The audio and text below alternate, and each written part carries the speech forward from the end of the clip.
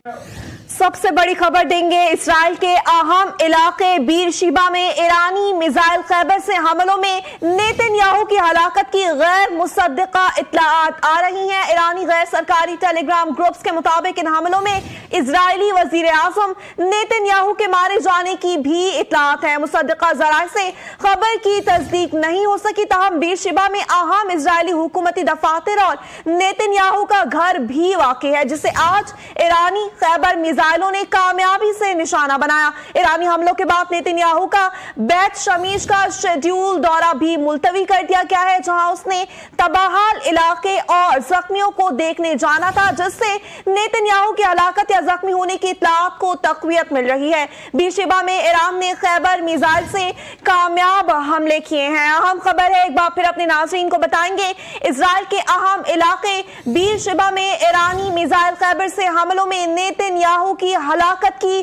गैर मुसद्दका इत्तलाआत आ रही हैं। ईरानी गैर सरकारी टेलीग्राम ग्रुप्स के मुताबिक इन हमलों में इजरायली वजीर आज़म नेतन्याहू के मारे जाने की भी इत्तलाआत हैं। मुसद्दका ज़राए से खबर की तस्दीक नहीं हो सकी, ताहम बीर शिबा में अहम इजरायली हुकूमती दफातर और नेतन्याहू का घर भी वाक़ है, जिसे आज ईरानी खैबर मिसाइलों ने कामयाबी से निशाना बनाया है। ईरानी हमलों के बाद भी मुलतवी कर दिया गया है, जहां उसने तबाहाल इलाके और जख्मियों को देखने जाना था, जिससे नेतन्याहू की हलाकत या जख्मी होने की इत्तलात को तक़वियत मिल रही है। बीर शिबा में ईरान ने खैबर मिसाइल से कामयाब हमले किए हैं।